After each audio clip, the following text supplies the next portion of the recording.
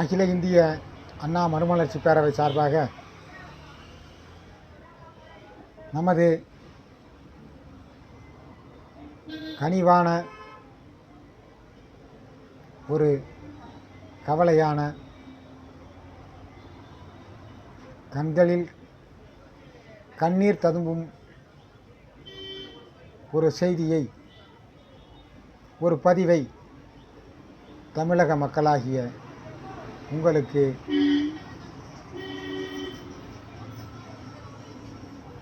தெரிவிக்க வேண்டிய கட்டாயத்திலும் இந்த பதிவை நாம் பதிவிடலாமா, அந்த மலனையின் மனதில் என்னவெல்லாம் கனவு மிதந்திருக்குமோ, எதிர்காலத்தில் தன்னுடைய மகளை நாம் கூலி வேலை செய்தாவது ஒரு மாவட்ட ஆட்சியராகவோ அல்லது மாவட்ட காவல்துறை ஒரு உயர்ந்த பொறுப்பிலேயோ அல்லது ஒரு ஆசிரியர் பணியாகவோ அல்லது ஒரு மருத்துவராகவோ போன்ற எண்ணற்ற கனவுகளிலே மிதந்திருக்கின்ற அந்த பெற்றோரின் மனநிலை எண்ணி இந்த பதிவை நாம் பதிவு செய்கின்றோம்.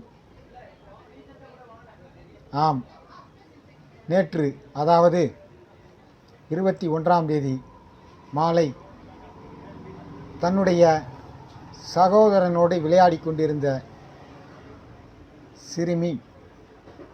சிறுமியை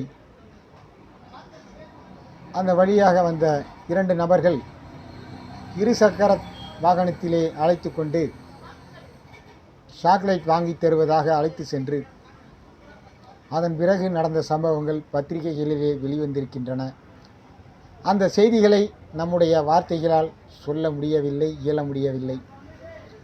வெகு நேரமாகியும் சிறுமி வரவில்லை என்று அதனுடைய சிறுமியின் பெற்றோர்கள் அருகிலுள்ளவர்களிடம் கேட்ட பொழுது அவர்கள் கூறிய தகவலின் அடிப்படையில் பல இடங்களில் தேடியும் சிறுமி கிடைக்காத நிலையில் உடனடியாக காவல் நிலையத்திலே புகார் செய்தனர். அதன் பிறகு நடந்த சம்பவங்கள் அனைத்தும் பத்திரிகை செய்திகளிலும் சமூக வலைதளங்களிலும்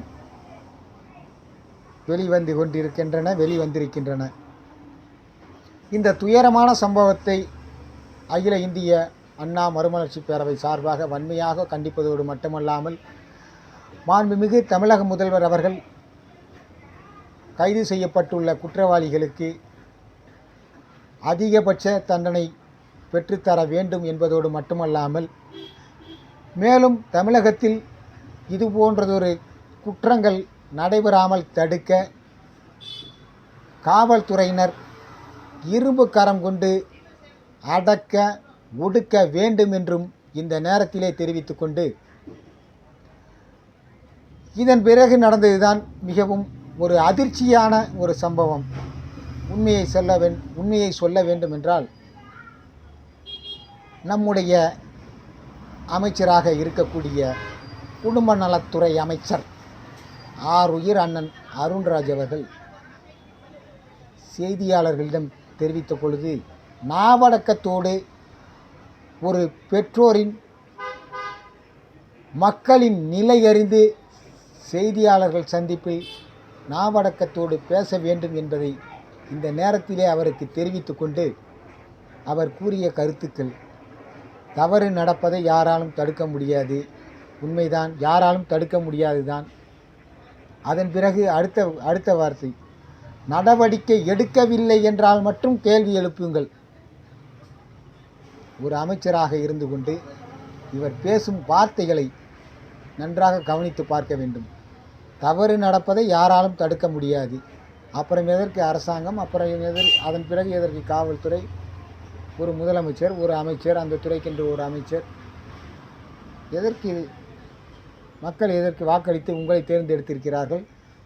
ஏற்கனவே இருந்தவர்கள் சரியில்லாத நிலையில்தான் உங்களை தேர்ந்தெடுத்திருக்கிறார்கள்.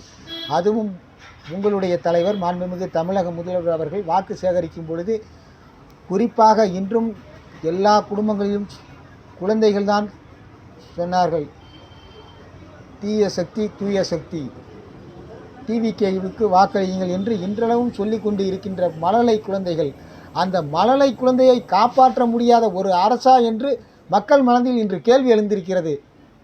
அதன் பிறகு அவர் சொல்கிறார், சிறுமியை சிறுமியை கொன்றவர்கள் கைது செய்யப்பட்டுள்ளார்கள். வேறு என்ன செய்ய வேண்டும் உங்களுக்கு? அண்ணன் குடும்ப நலத்துறை அமைச்சர், மாண்புமிகு அமைச்சர் அண்ணன் அருண்ராஜ் அவர்களே, சிறுமி 10 வயது சிறுமி எதிர்காலத்தில் என்னவெல்லாம் ஆக வேண்டும் என்று நினைத்திருப்பாளோ,